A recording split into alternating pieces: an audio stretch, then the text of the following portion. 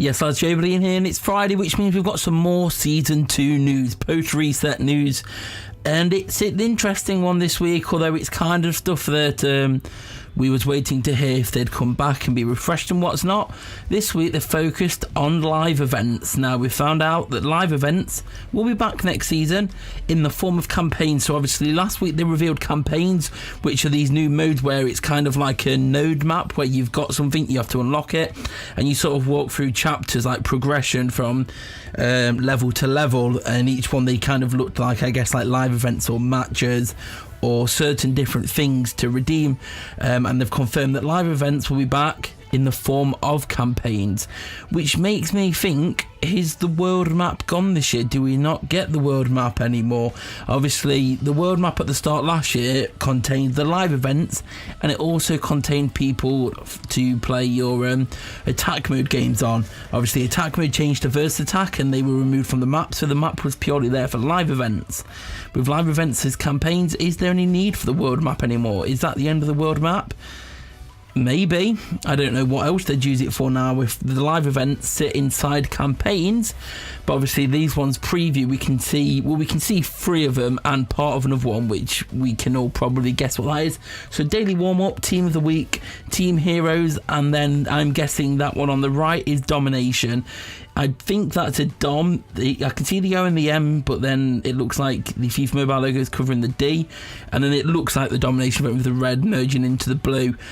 So I guess that's confirmation that they'll be back, and this is confirmation that, well, at least at the start, Team of the Week's back, real life performances and not Community Team of the Week. Maybe they'll revisit Community Team of the Week later on next year when the leagues finish again, because I do think it's been a good idea. Obviously, it'd be nice if they tiered it a little bit more, so it wasn't just number one winning something every week and there was more purpose to it than just finishing first, but that's another conversation for another time. Team of the Week's back, and then Team Heroes is back. Team Heroes, I guess, I wonder what format it will take though, because obviously last year, season 1, we had 2 formats of Team Heroes, 2 lots, round 1 and then round 2. Round 1 was the chance packs, and then round 2 was the guaranteed one. Let me know in the comment section which one you preferred. Obviously the first one, it was cheaper to a pack, but then there was that chance that you didn't get anything, so you could kind of potentially make profit with them. Whereas the second round, at least you knew you was getting that player if you completed it. It just quickly got to the point where you weren't really able to use it to make profit, and it was more just there to earn up like you would any other live event. So I think the first format was fun, but it was also that chance that you ended up with nothing, and it was risky, but there was that chance there. So we'll have to see. But obviously if we look at the bottom, I don't know if these may not be finalised images. They may be. They could change, I guess. We know with other content, changes all the time. It could potentially change after something started and adjusted.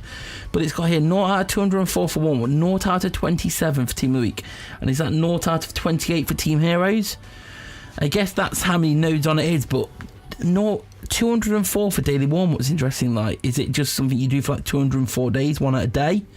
Maybe, but why 204 days? Team of the Week 27, I guess that sort of aligns with what, like 25 tokens and 2 players. I don't know. Obviously we'll have to wait and see. We have got an image here which we'll cut to now of what the daily warm-up campaign is looking like at the moment. They've got the nice quite a smart picture behind it. I do think it looks quite nice and fresh, looks modernised if anything, because at times this year a lot of the menu stuff I've enjoyed it, but some of the menus have looked a bit just sort of like just basic sort of. It seems this year they've gone for that more modern, sleek, it pops at you, like the Team Hero logo for example is 3D and it pops out.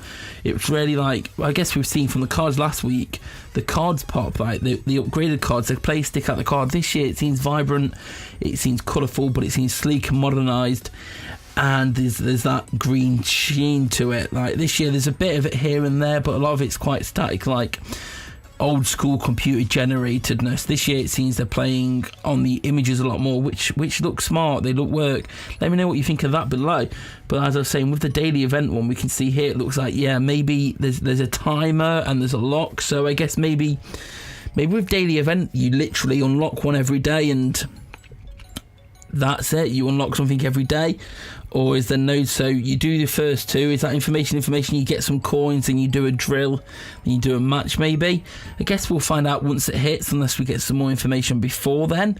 But let me know what you think of the changes. Will you, if this does mean the world map's gone, will you be sad to see the go? Or do you like the world map? Did you like that? I don't know. Obviously, you'll have to let me know what you think in the comments below. But it's nice to see these are back. What other events would you like to see this year? Because what isn't mentioned, but is mentioned in the blog post, Team of the Week, Domination, Scouting. Scouting's back. That didn't make it there, but Scouting's back. I guess a bunch of them stuff, although they weren't that useful as the year went on after the first couple of months to half a year, they were very vital at the start, especially when you've got not many coins in your team's not very high. Those chances to get a rate of like an elite from the scouting pack was quite useful.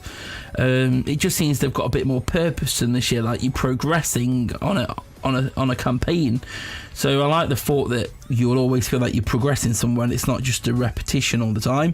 We'll have to see how detailed that gets. But let me know what you think in the comments below. Leave a like if you enjoyed it. Subscribe if you're new here. There'll be a pack opening out at midday tomorrow, and I'll see you all later. Peace.